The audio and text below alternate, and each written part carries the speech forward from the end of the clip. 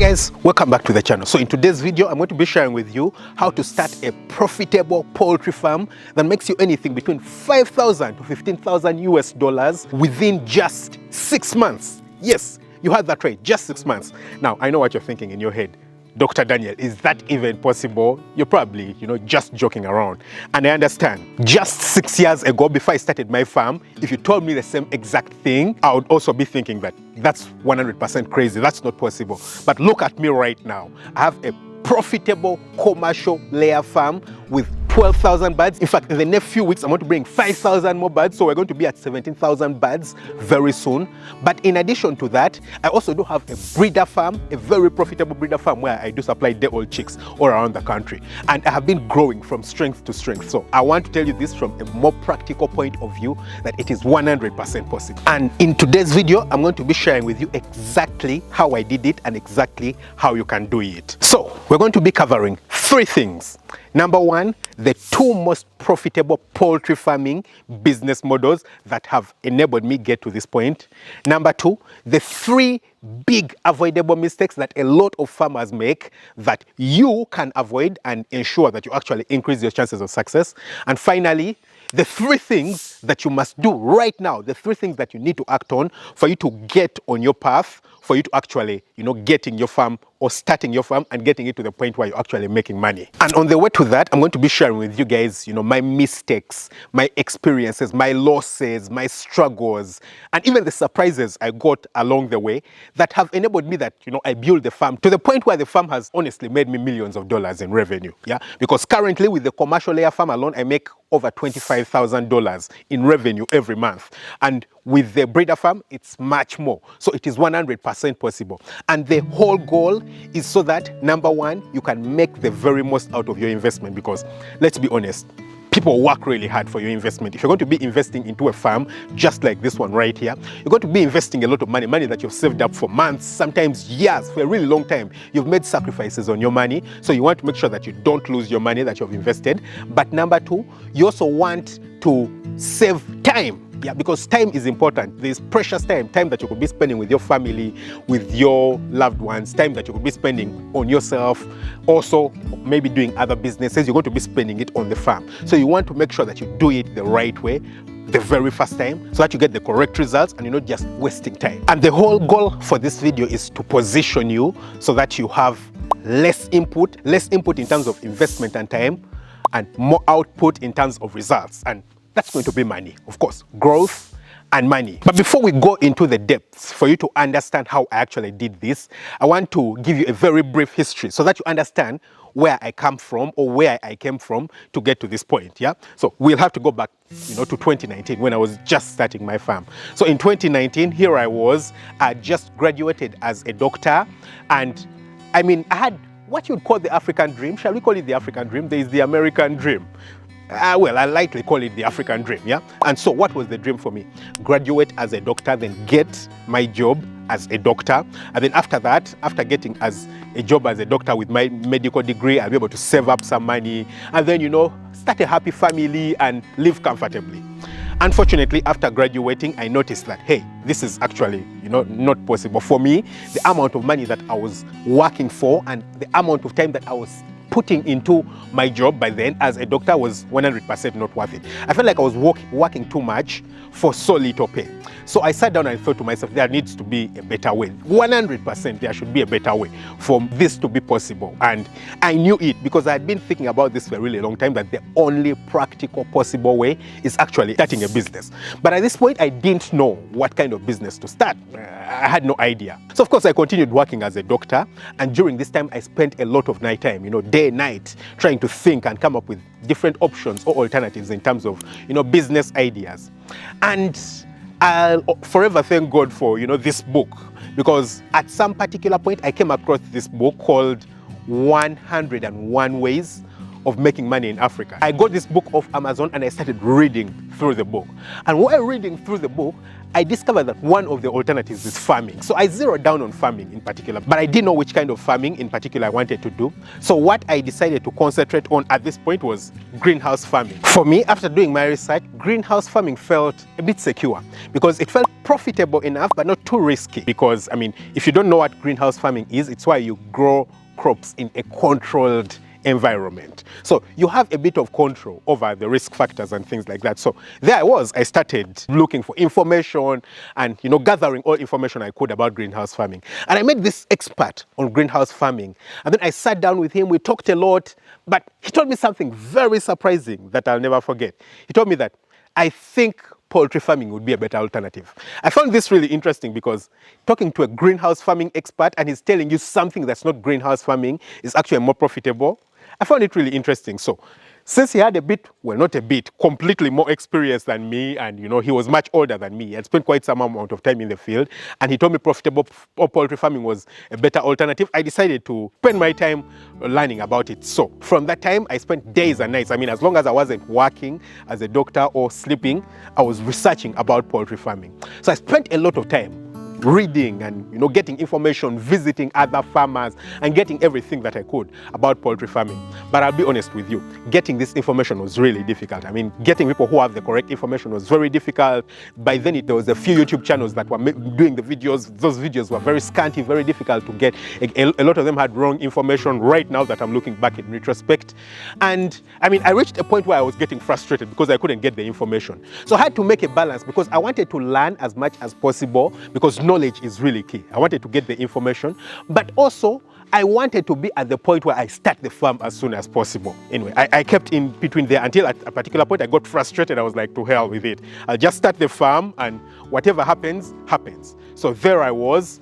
I left my knowledge-seeking path and now decided to start the farm. I was like, I learned the rest by experience. So at that time I had saved up about 9,000 USD. So I decided to take a leap of faith, and in May 2019, I decided to start my farm. Yep, we got right in it. So I started my farm, brought in my very first batch of chicks. Of course, that's after constructing a chicken house, well, the best way that I knew how to.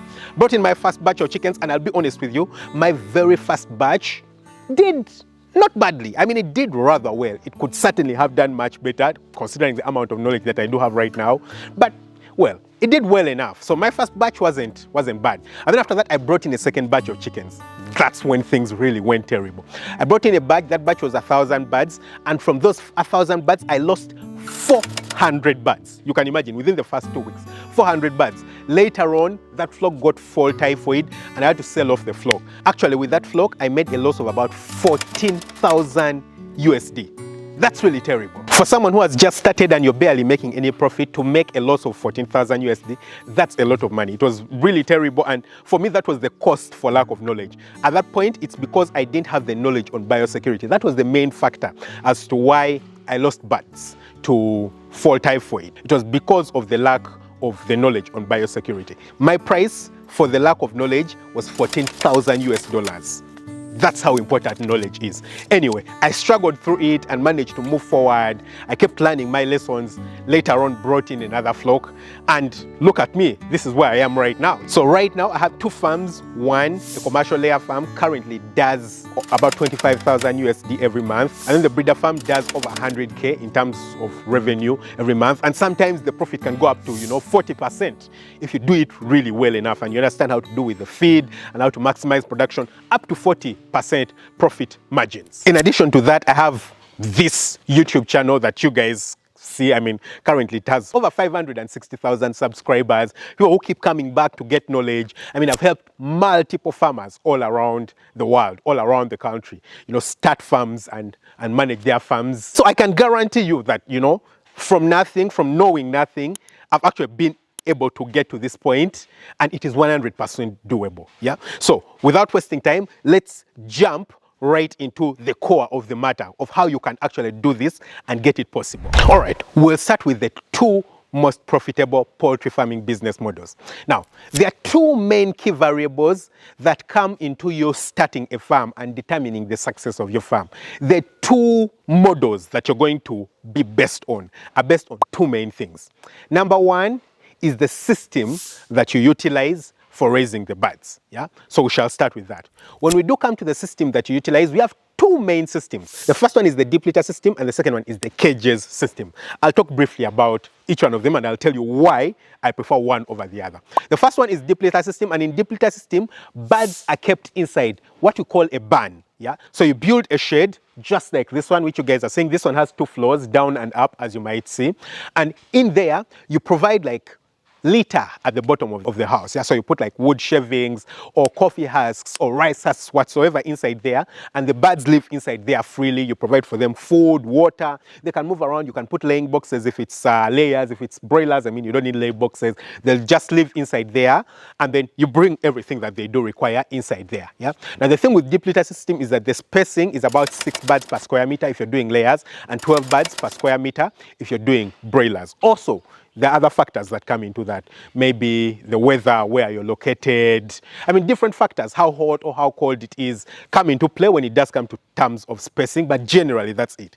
8 birds for layers and 12 birds for broilers. And then cages on the other side is where birds are kept in cages, yeah? So these are small square boxes where the birds are going to live for the rest of their lives. There's cages for both layers and broilers. And the main thing with cages is that you can keep a lot of birds in a very small space, yeah? So many birds, I mean, in a space, for example, if you have a house like this that could probably keep 2,000 birds, you could very easily keep 3 or 4 or even 5,000 birds in the same space if you're going to be utilizing cages. So each one has its own advantages. The advantage with the deep litter system is that it is much cheaper starting out, much cheaper, because you're not going to spend money on cages, especially the cages, and then the structure itself. A structure that's going to carry cages needs to be much stronger, especially the foundation, because cages are really heavy. So it's going to cost quite an amount of money for you to build both the structure and do the cages and the equipment. And then when it does come to deep litter, it's certainly much cheaper because building the house is much cheaper and you don't need as much equipment.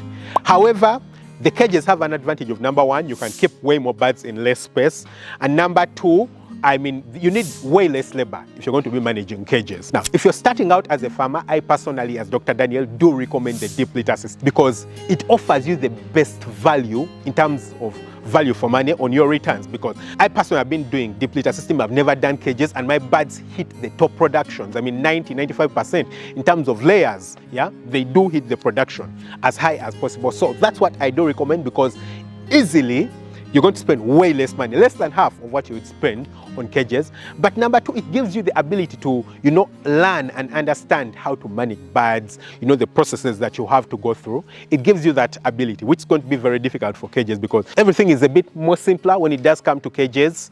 Yeah, so you might not learn some basics that you're going to actually require much later on. So my advice for someone who is starting out is to start on deep litter system. Now, the second thing that we'll talk about when it does come to the models is the type of birds that you're going to be raising. Yeah, so there are 4 main types of birds that you could raise commercially. Number one is layers, and these are birds that produce eggs. They are typically birds that are very good at egg production. My layers, can give you up to 95–96% production. What that means is that layers can give you an egg every 26 hours. That's crazy. That's about 330 eggs in a year. 330 eggs out of 352 days. Can you imagine? Or 360 days whatsoever. Yeah, that's really crazy. So layers can give you a lot of eggs. Now, broilers is the second alternative. Broilers are birds that are bred for meat. These birds are really crazy. Currently, people slaughter layer birds at 4 weeks. You can imagine. At 4 weeks, the bird is already, 1.6, 1.7 kilos. At 6 weeks, the bird is like 2.2, 2.3 kilos. Yeah. So they have great genes for putting on weight, and they're specifically bred for meat production.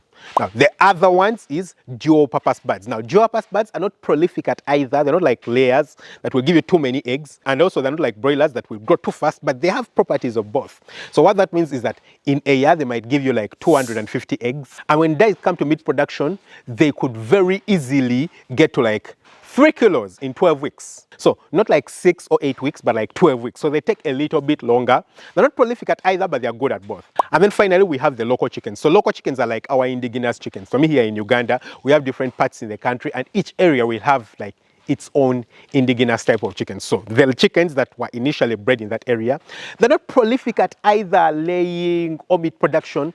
The thing with them is that people consider them organic, and there are groups of people that might like them or prefer them, yeah, but they take long to grow, yeah. So when it does come to a commercial farm, what I do recommend is, I don't recommend local chickens, and I don't recommend dual-purpose chickens, because their market is not like, very big. You're not going to scale them up to like 10,000 or 20,000, but it's going to be difficult. So I recommend layers or broilers. And when it does come to layers or broilers, what I do recommend will be based on a few factors. Number one is your location.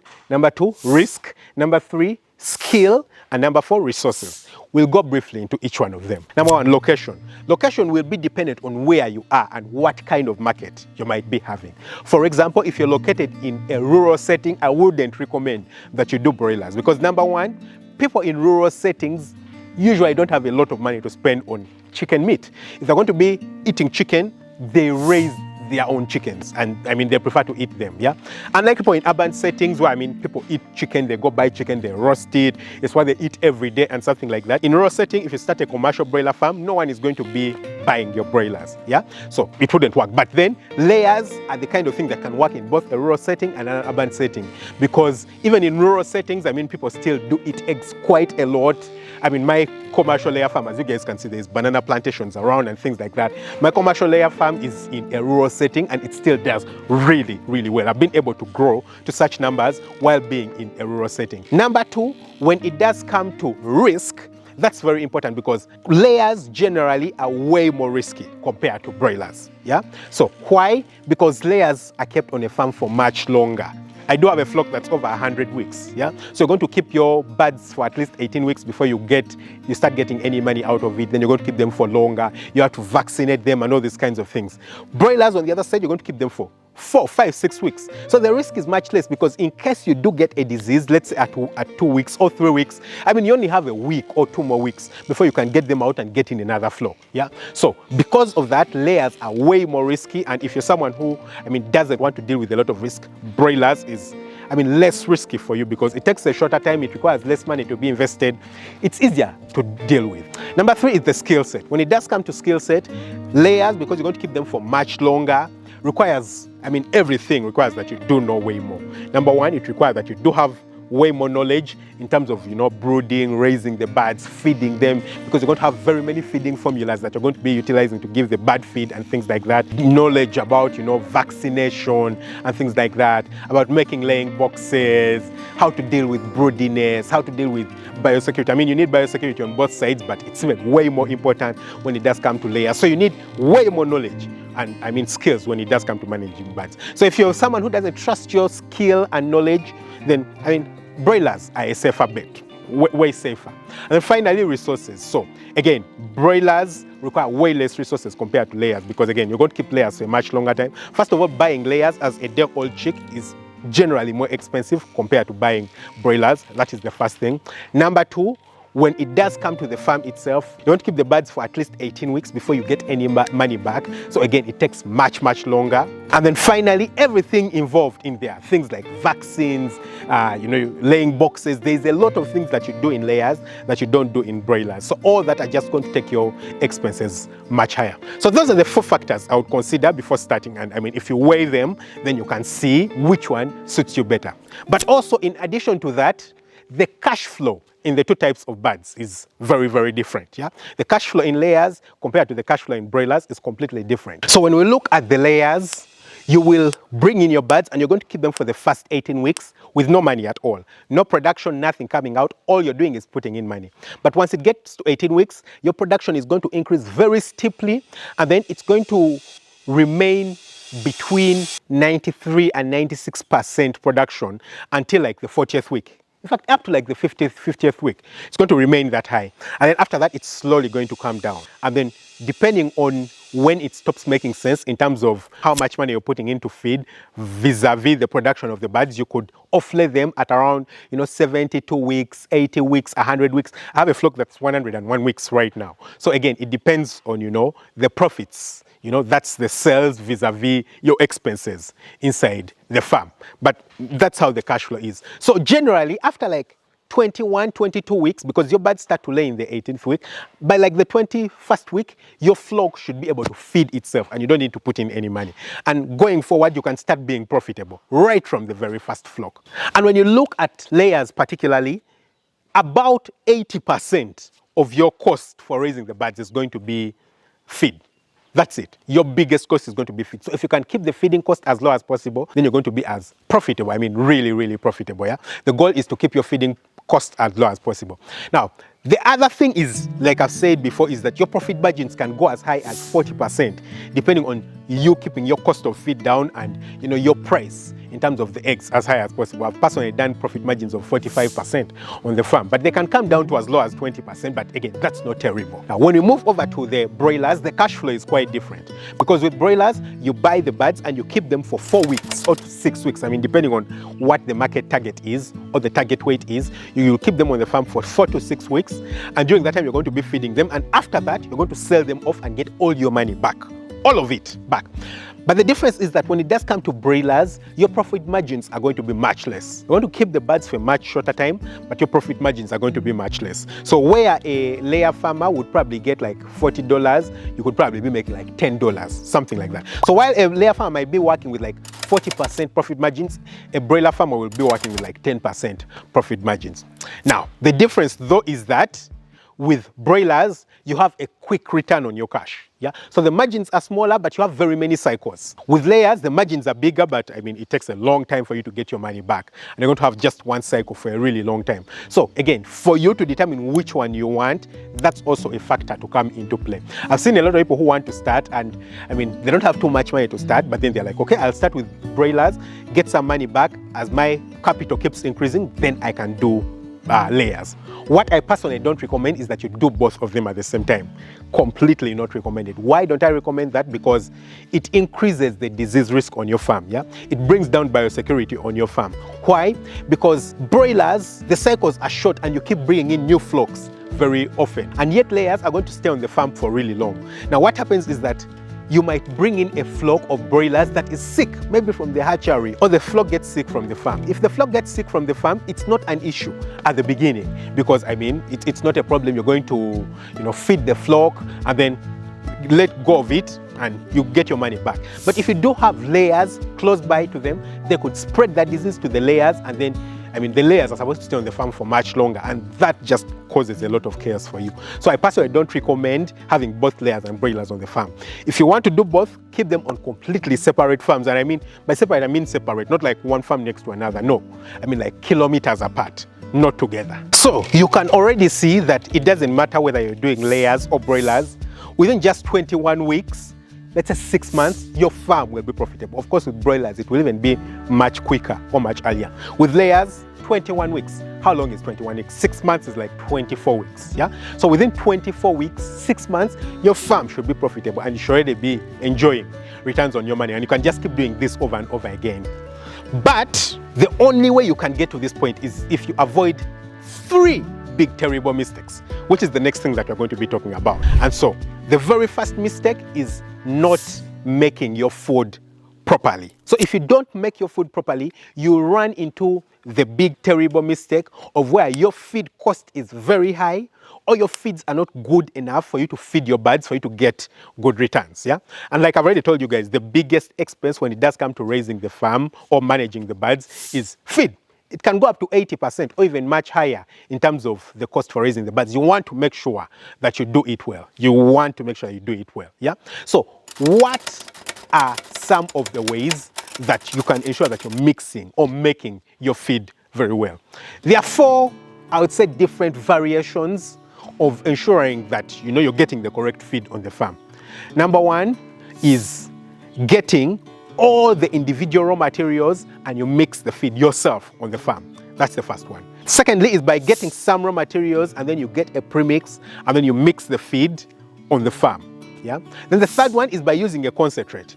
A concentrate, I mean, has like a lot, almost of the raw materials, and you probably just add like maize or maize bran, maybe 2 or 3 different things to the feed, and you make the feed. And then the fourth one is by you buying feed commercially on the market. All those 4 alternatives could work for you on the farm. But which one do I recommend? I personally, as Dr. Daniel, actually recommend the first one, yeah, which is you make the feed yourself on the farm. It's what's going to ensure that you keep your feed costs down, because if you keep your feed cost really high, you're going to be spending all your money on expenses, you know, feeding the birds, and you don't have any profit at all. You just end up losing. So you want to concentrate on making sure that you get the right feed. And so when it does come to mixing the feed yourself, that's where the Farm Up Academy's 5-step process of making feed actually comes in. What is this 5-step process? We'll go into it. The first step in this process is identifying the raw materials that are locally available to you. You see, when it does come to making feed, different areas have different raw materials locally available to them. There are some places where they have blood meal. Did you know that blood can actually be used for making poultry feed or feed for animals? Because blood is very proteinous, so it has a lot of protein inside it. So some places have a lot of access to blood. Maybe they slaughter a lot of animals there. There's a lot of, you know, cattle and things like that. So they have a lot of blood. So you could actually get blood and make blood meal. Some places you can't get blood meal, but you can access a lot of soya. Some places you can access a lot of fish meal.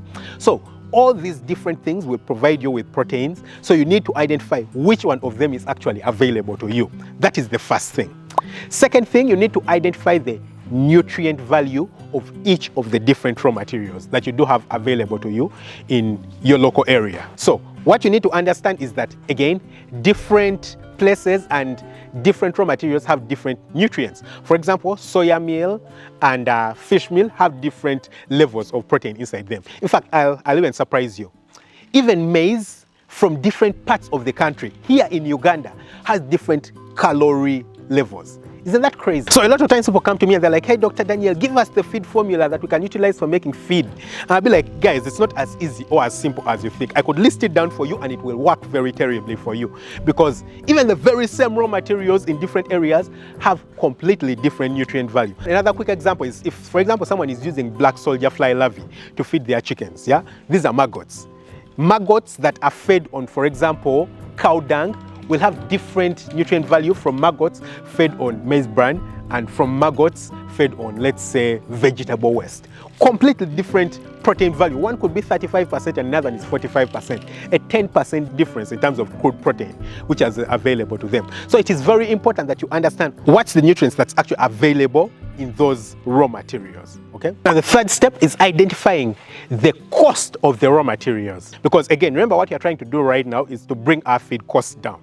It doesn't make sense for you to just get raw materials. They're like, this is what I have available to me. This is what actually has all the nutrients. I'll just get it the way it is. No, if you don't have the nutrients that you do require inside it, then it doesn't make sense. And if the cost is very high, then again, it doesn't make sense. You want to make sure that you get something whose cost is actually, whose cost makes sense. Because, for example, I might have fish meal available to me, but fish is too expensive. Yet I have soya cake that is much cheaper. So it makes more sense to go for the soya meal. Then the fourth step is identifying the nutrient requirement of the birds. Yeah, what you need to understand is that different birds have different nutrient requirements. I'll give you a quick example. If you do have layers alone, layers will start with pellets for the first 1 week because it's a bit hard for them to pick up on mash feed.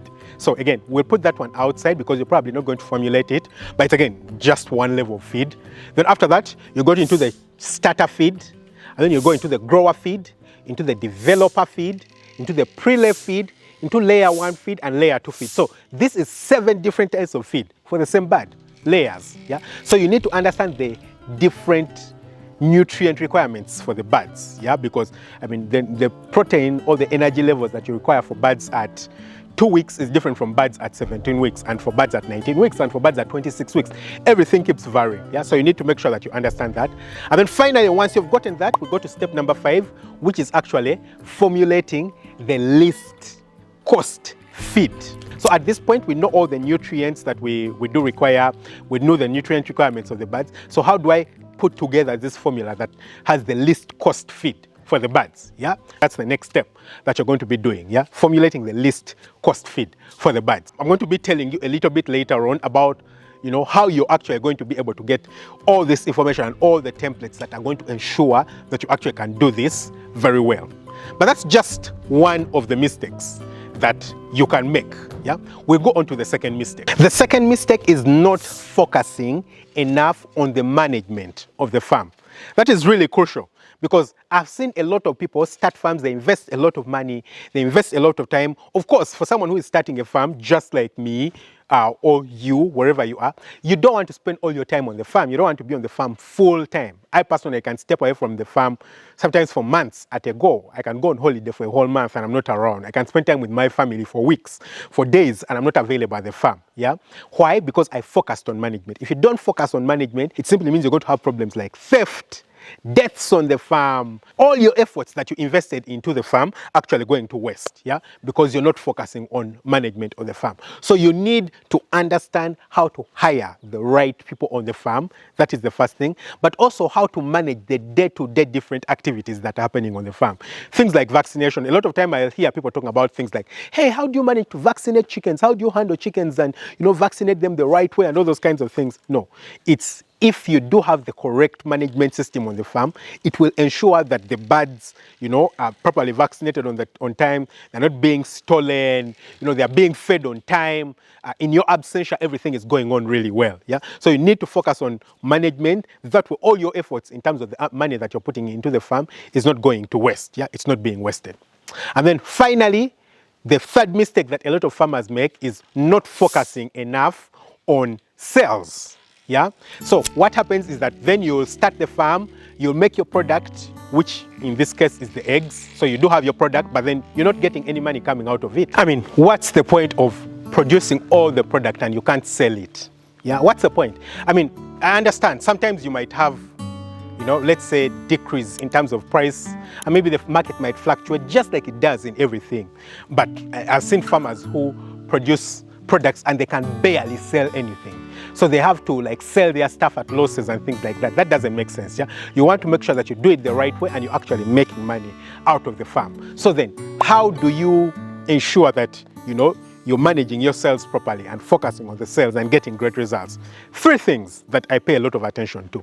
Number 1, the correct location for the farm. Yeah, so if you place your farm in an area where there's completely no demand, let's say you do a commercial broiler farm and place it in a village like this one, where, everyone who eats chicken eats their local chicken, and they're going to do that twice a year, and you probably have to transport your chicken 500 kilometers, it doesn't make sense. It's certainly going to fail. Yeah, so you want to make sure that by the time you choose a location for the farm to start, you're choosing it in an area where you can sell the product. You're sure that there is demand for the product and you can sell it.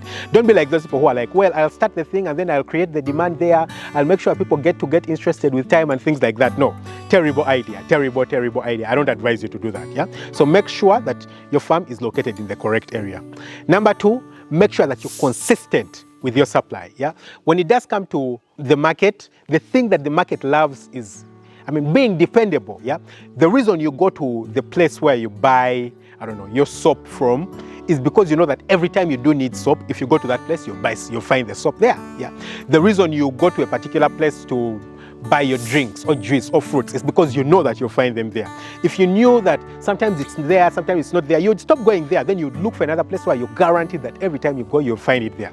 Same exact thing, yeah? So make sure that you're consistent with supply to your market, yeah? Because it's competition everywhere, yeah? People are looking to sell their products to everyone. And if you give someone the opportunity, you keep supplying them, and then you give them the opportunity this one random day for them to be able to get the product from someone else, that person will take over and they will make sure that they don't make a mistake, and you'll never get the market back. So make sure that you're consistent in terms of the market. Every time the client needs the product, they are getting it. So sometimes that might need getting their number, checking on them, calling them, finding out when they need the product and things like that. Don't just wait for them to keep coming to you. Yeah. And then step number 3, which is deliver products. Yeah. You need to make sure that you can deliver the product directly. Initially, personally, because I was producing so little product, I could sit down and wait for people to come and pick the product. But then all my competitors started delivering the product to the people who need them. So why don't you deliver? Yeah. So that's what I personally do. Consistently deliver. People love comfort. They love to sit down and have something delivered to them. So make sure that you do that. Yeah. Deliver the product to the people, and most likely you're going to keep the market for yourself. And I'll give you a secret tip that has worked for me. Avoid supermarket clients. Avoid them. Now, it might be a little different in your location and where you are, but for me specifically, every time I've dealt with supermarkets, I have problems because they want to pay later. sometimes they delay to pay, sometimes, I mean, the process is just so long, then they tell you these eggs are rejected and all these kinds of things, just very problematic. So I personally don't do that. I deliver to people where I'm going to deliver, they give me my cash, I go away. No problems. My cash flow is not affected. When I need to buy feed, I'll have the money to buy it, not because I'm waiting for some supermarket to pay me. So, I mean, if you can, just avoid supermarket clients. Yeah, avoid them, and you're going to have very good results. So, yeah, those are the 3 big mistakes that a lot of farmers make. So now, we shall go into the actual 3-step process of you starting the farm. Yeah. So how do you start the farm if you want to start right now? Now, we're going to assume a few things. Number one, we're going to assume that you've already made a business plan for you to start a farm. Yeah. The second thing that we're going to assume is that you do have the finances available to you for you to start the farm. And number 3, you do have time available for you to, at least to be available to start the farm. So if you're that person, then what you need in order for you to start your farm today is step number 1, set up the farm. What does set up the farm mean? Setting up the farm requires, number 1, identify a location. Now, I've already talked about a few factors that you want to consider when it does come to identifying a location. You want to make sure that, that place has quick access to raw materials and quick access to market. Those are the 2 key factors. And also that it is suitable enough for you to construct a structure. You don't want a place that is a very steep hill, let's say a 60-degree angle hill. I mean, how are you going to put structures like this on such a place? Yeah. So you want to choose a location which is suitable enough for you to place a proper structure. Number 2, you're going to purchase land and prepare the land. Yeah. So again, we are assuming that you do have money. So go to that area and then purchase land. And then finally, step number 3, you're going to have to construct chicken houses. Now, we've briefly talked about, the kind of system you want to use, whether deep litter or cages. Again, I recommend deep litter for when you're starting out. So build the right type of structures for the area that you're at. For me, you guys can see the kinds of structures I use. I mean, wire mesh with iron sheeting and things like that, and it has worked very, very nicely for me. For your area, it might not be suitable enough because your area might have termites and things like that, and so poles might not work. We might have to use metal or bricks or whatsoever. Make sure that the cost of the house is just not too expensive. Yeah, so make sure that you start constructing your chicken house and your chicken house is not too expensive, and you can start out the right way. Yeah, build the right type of chicken houses. Now, step number 2 is setting up the livestock and preparing the feed. And this also involves 3 different steps. Inside here, number 1, you want to make sure that you get the right chicks. So you want to make sure that you get the right quality or the right type of chicks. You need to make sure that you get chicks from a trusted source. I mean, it's very difficult for you to understand where exactly to get chicks from. Yeah? It can be very complicated. And even trusted suppliers can be a problem. Yeah, they can also be a problem because, I mean, they might make mistakes here and there, but I can tell you that the only way you can increase your chances of getting the good quality chicks is by getting from a trusted supplier. So don't just go anywhere because this person told you that, hey, I can supply chicks and things like that, so you go there. No, don't just go there because the person gave you their word. No, you need to make sure that you get the right types of birds, the right quality of birds. Second thing is ensure proper biosecurity. Again, what is biosecurity? These are the things that we do or the things we don't do to prevent introduction of diseases on the farm. Diseases can be really terrible, and like I've already shown you guys, a disease on the farm cost me $14,000 at the beginning of the farm. That was a very big loss for me, very, very big. So you want to make sure that you understand how to prevent introduction of diseases onto the farm. And again, that is correct biosecurity. So there are a few things that you can do in biosecurity. For example, for me, you guys can see that the farm is fenced. I always ensure that the farm is fenced, number 1. And number 2, I don't allow visitors into the farm. Yeah, I don't allow people coming from the outside onto the farm and things like that. I don't. Unless you must, maybe a regulator or something like that, I will allow. Yeah, I need to make sure that the people sleep on the farm. People put on gumboots every time they're entering the poultry houses. We have disinfectants all around the house. We practice an all-in, all-out system, so all the birds come in at the same time, they all go out at the same time to prevent, that risk of mixing diseases. We make sure that the birds are properly vaccinated. Everything that we can practice to ensure that we have the correct biosecurity on the farm. Right? And then finally, number 3 is making the feed yourself. And again, we've already talked about the 5-step Farm Up Academy process of how to make the feed yourself. So again, you can refer to that. And then the 3rd key thing is acquiring knowledge. Knowledge is key. Knowledge is really important. And as you might already understand, I mean, for you to be able to reap the profits and enjoy the benefits of being a flexible farmer. I mean, just like I am. Like I've told you guys, I can be where I want, anytime I want, and do whatever I want, and still be succeeding at the farm. You need to make sure that you have the right level of knowledge. Yeah, you have the correct knowledge. This correct knowledge will ensure that, number one, you place your farm in an area where there's always demand. Number two, you're always implementing the correct protocols on the farm, so you don't have deaths happening on the farm. You don't have people stealing birds on your farm, people running away and things like that. You have the correct cash flow, so you're not having depleted cash flow. I personally know a lot of farmers who reach out to me and, they have a farm. When you do the math, it seems like, their production is good enough. The farm should be able to sustain itself, but they're having problems buying feed because their cash flows are really terrible, probably because they're giving out eggs on credit, or someone is stealing eggs on the farm, or some kind of problem. Yeah, and if you do understand how to implement the correct system, this will ensure that you just step away from all these problems. Knowledge is the key, and getting knowledge doesn't come by accident. You need to be intentional. You have to have decided to do this. Like I've already told you guys, initially I had problems on the farm. I had high feed expenses, I had diseases breaking out.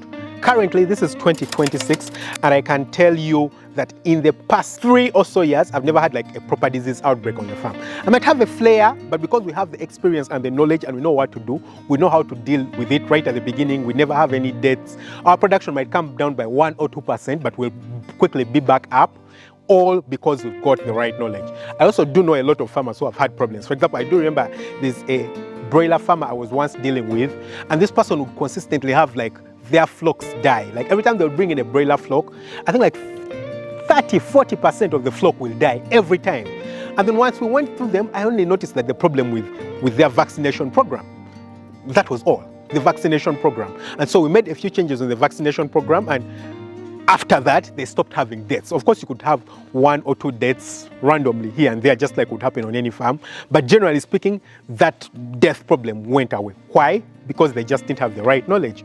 Another one was a commercial layer farmer. This guy had quite a number of birds. Was it like 20,000 birds? Something like that. I went and visited his farm, and at this point, his flock was like at 88%. Good, but not the best. So we made a few changes, and by the way, this was only lighting.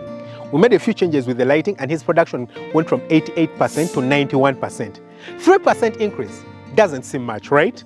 In terms of revenue, considering the capacity of this farm, for the year, that was an extra $22,000 that he got to keep on the farm. Can you imagine?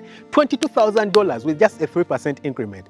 Can you see the advantage of knowledge? Yeah. So knowledge is really, really key. And if you don't pay attention to knowledge, you're going to be going through this vicious cycle of losers. Yeah, the vicious cycle of an unsatisfied person or farmer. What happens is that you identify this opportunity, or you're living your life.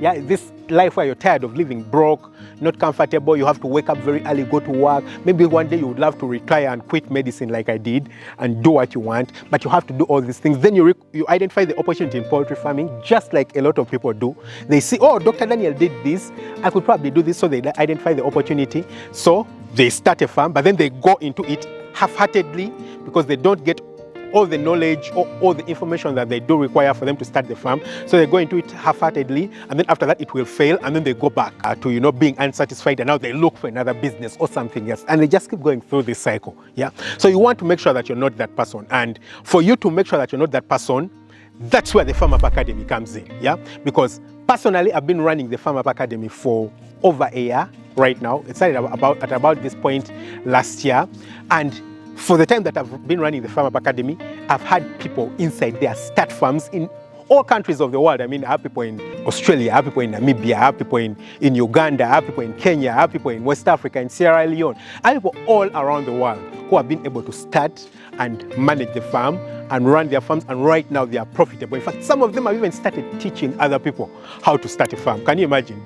Some of them have even started creating consultations and things like that because they have become so good, really, really good. Yeah. And so in the Farm Up Academy, I've been able to put together this very beautiful course, which involves, number one, videos. So it has like a full, complete video course from the beginning to the end. It involves everything from the preparation to bringing in the birds, to, you know, raising the birds, formulating the feeds, things like management, dealing with theft, business plans, and all those things. All that is involved in there.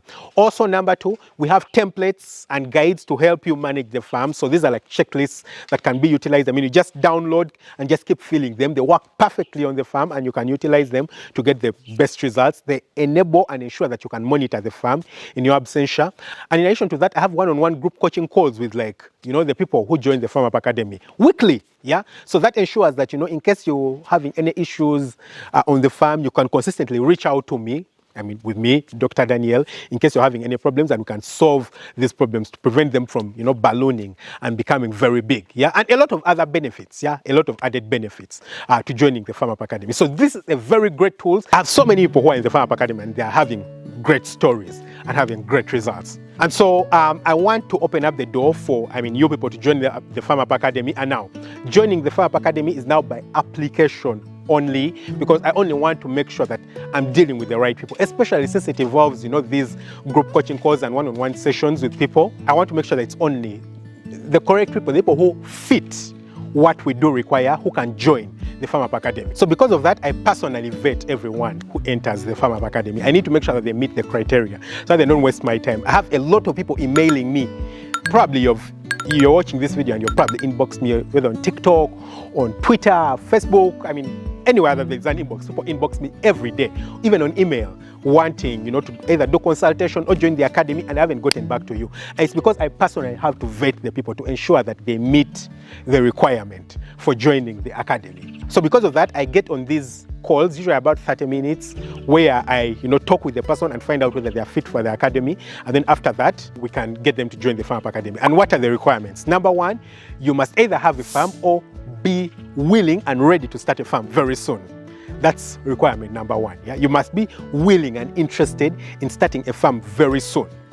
Number two, you must have the time to be able to implement the strategies that we're going to be applying in you to be able to start your farm. I don't want you to, you know, get in and then you don't have the time to, you know, start and implement these strategies, and then, you know, you're just wasting your time. You're wasting my time, you're wasting your time. And then finally, number three, you must have, you know, some money available for you to invest into your farm, at least in the thousands of dollars, for you to invest into starting and, you know, managing and running your profitable poultry farm. Again, if you don't meet these three criteria, if you don't have or you're not willing to start a farm, number one. Number two, if you don't have the time or you're not willing to invest time into implementing these strategies. And number three, if you don't have money available to invest into your farm, then don't waste your time. Don't apply. Yeah, because you'll be wasting my time and you'll be wasting your time. But if you do meet that criteria, then I'll leave an application in the description of this video. You can go check it out. You can apply through there, and then we'll get on this call with me, and once you're fit, then you'll be able to join the Farm Up Academy. I hope you've enjoyed the video. Go down there, let's fill that knowledge gap, and let's get your farm started as soon as possible. Lots of love. Bye-bye.